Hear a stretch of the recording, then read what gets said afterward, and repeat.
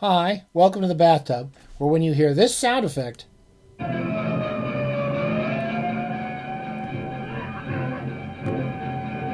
you know you're in time for a pre-apocalyptic. This is the pre-apocalyptic edition of the Bathtub, where we're collectively looking down the barrels of like a dozen different apocalypses at the moment, including the U.S. election, which is going to be a huge mess, and the world's burning down.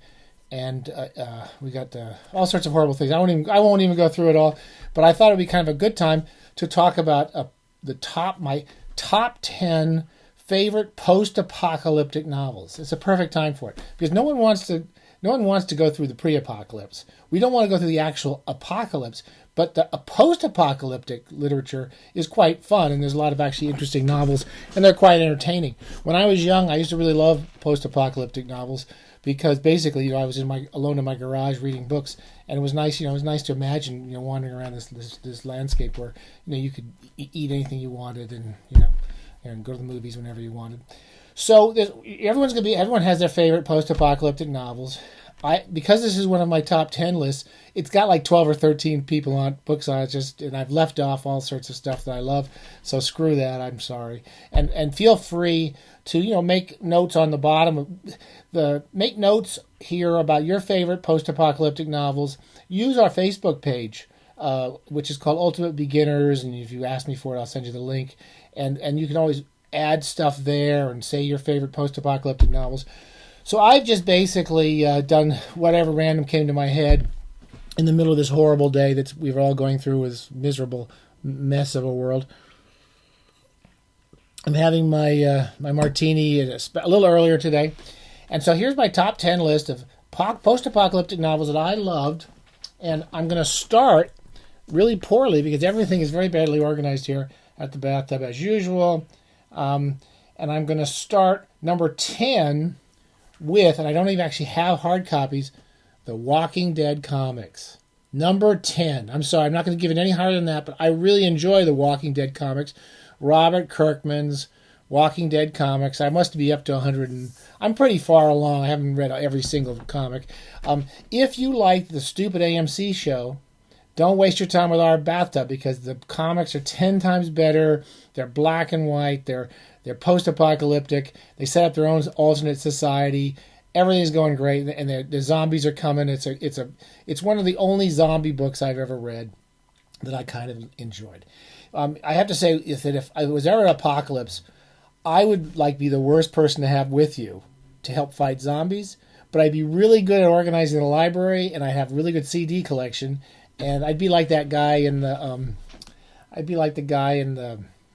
What is it? The Last Man on Earth. What is it? Vincent Price. That's one of my favorite post-apocalyptic movies with vampires, based on Richard Matheson's I Am Legend, which didn't make the cut, by the way. I didn't put it on because I like the book, but it's not my favorite.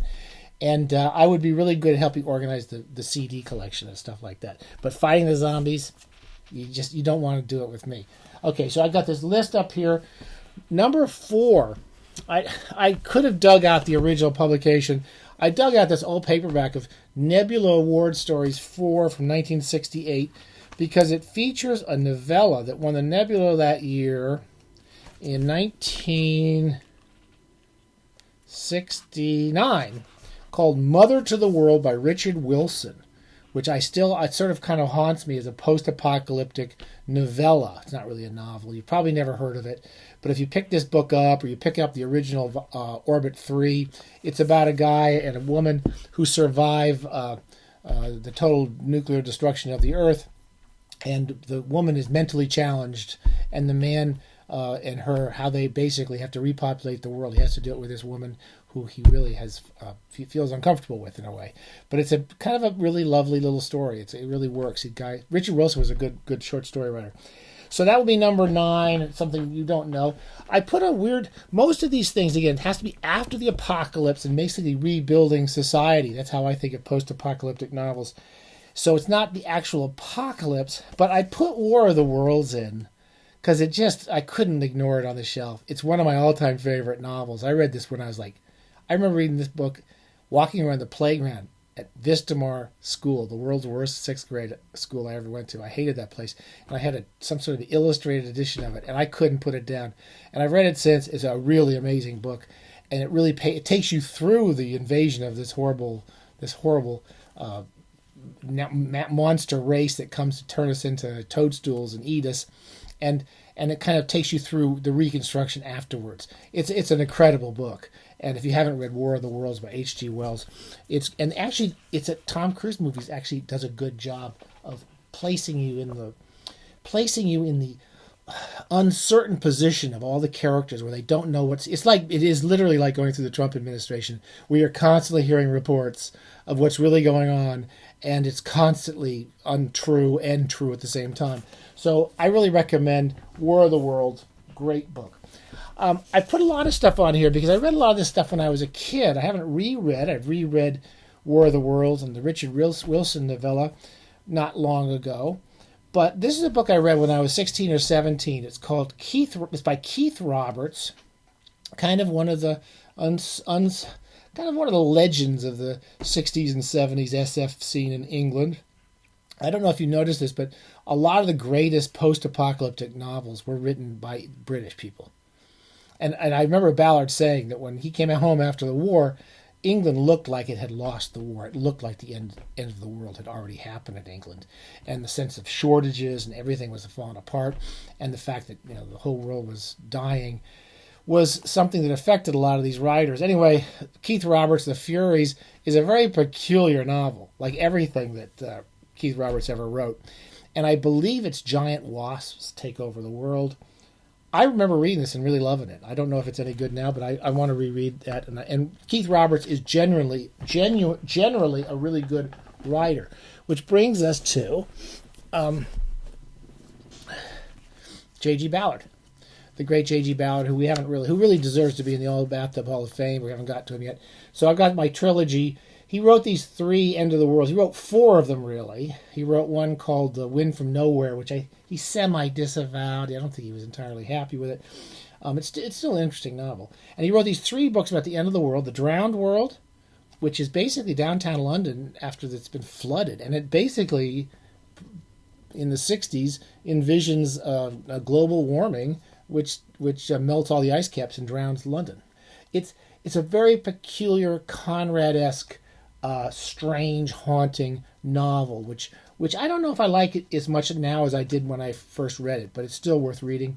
The Burning World, that's almost too close for comfort, and then The Crystal World, which kind of takes the apocalypse into a more strange and haunting version of Ballard's imagination. I liked all of these when I read them, and I prefer late Ballard now as I get older, but it's still worth reading those. Okay, number 5. That was number 6. Number 5, Fallout. The computer game Fallout. If there's a post-apocalypse, if we're all struggling through the end of the world post-apocalyptically, I hope it's like Fallout. Fallout 3 is my preferred game. I played 4. I like it too, but Fallout 3 was my favorite. I like the story a little bit better, but basically, you wander through this landscape, you pick up things, you pick up bobbleheads, you kill lots of monsters. They look like they should all be wearing MAGA hats by now. Maybe there's a new version where they all wear MAGA hats, big fat tattooed monsters, and you basically blow them apart with nail guns and stuff like that. And then you pick up money and you save all your money. You could buy lots of stuff, and anytime you get like really bad radiation sickness, you just have to buy a Kool-Aid, and you drink the Kool-Aid, and it makes you better. This is what we really want. This is if I was advising the Trump administration, this is where I would like us to end up. Is in Fallout 3. I'll accept Fallout 4. Number 4, another book I haven't read since I was yay high. A Canticle for Leibowitz. God, I loved this book when I was a kid. I don't know why. It's about a Catholic church. It's about the Catholic Church after the end of the world, and there's mutants running around, and the Catholics... Excuse me, I have to wipe stuff off. I always have to wipe stuff off my face when I'm doing these. Canticle for Leibowitz. I won't tell too much more about it, but it is one of the great classic novels about the end of the world, and I don't remember it at all. I read it when I was 14. Couldn't put it down. That's all I can tell you. What else? John Christopher. Okay. These are all these British writers. John Christopher, I loved No Blade of Grass. Another one, Scarcity, after post-war scarcity in England. And another one I haven't read since I was about 14. And it was really compelling. It was one of these books I couldn't put down. Basically, the title tells it all the vegetation dies in the earth and people are trying to survive. He also wrote another one, which I read recently, called The Long Winter, which is not as good, but is a very interesting post-apocalyptic novel about basically the Ice Age comes back, and it's told through the viewpoints of a couple who is kind of a very peculiarly British couple who are together and they go off with other people and they get back together, and it's told through their eyes, and some of it is really kind of a very adult version of the end of the world. I like John Christopher generally. Okay, number 3. Again, the numbers here are just bullshit, but Waiting for Godot is one of the greatest all-time post-apocalyptic books. It's still funny. There's that one tree. It's all that's left. They're waiting around for something to happen. It's never going to happen, and everything's a complete disaster. So this is another one. This is kind of probably too close for comfort, but it's very funny. It'll make you laugh your head off. There's a lot of good versions you can probably watch on TV, but it really reads well. Here's one you may know. You may know this one. We talked about Brian Evanson. We're big fans of Brian Evanson, The Bathtub. This is an old. I don't have the immobility. I just have my old advanced reading copy. I'm sure I have a hardcover somewhere. This is basically Beckett combined. It's Beckett and Fallout. Basically, this is how I describe this one. It's Fallout with Beckett mixed in, and it's totally hopeless.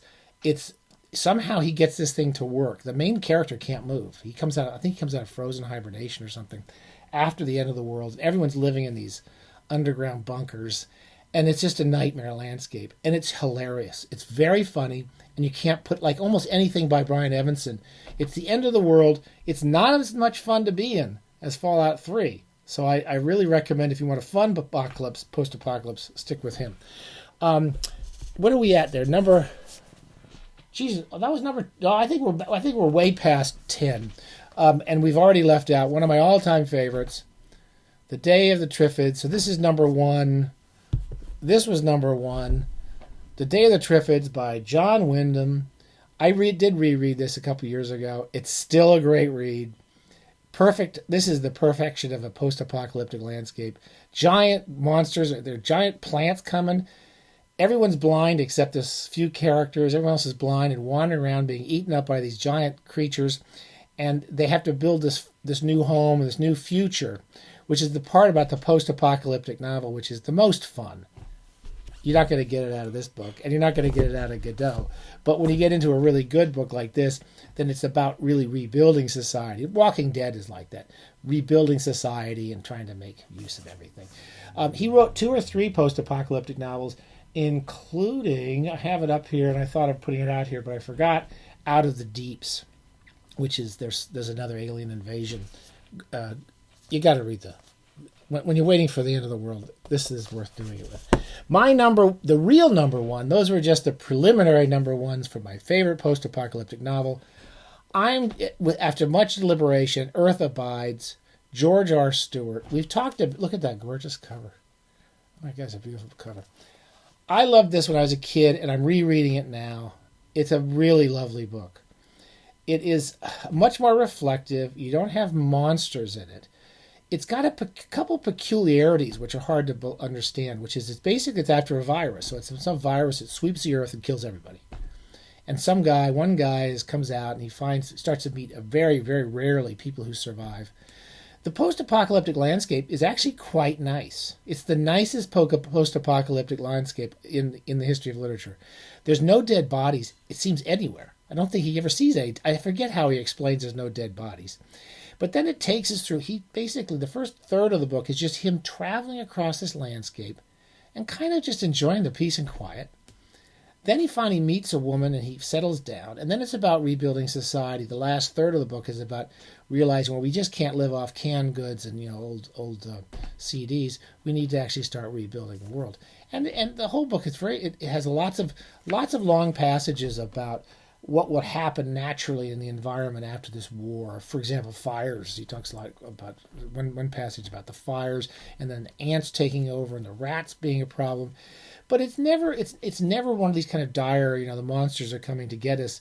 It's a very kind of reflective, peaceful book. And it's a lovely novel. So really think about it. A couple others I want to throw in. I can't ever come up with number 10. I put the Martian Chronicles in there because it ends with the total destruction of the Earth, which Bradbury seems to think is kind of inevitable, considering the stupidity of human beings.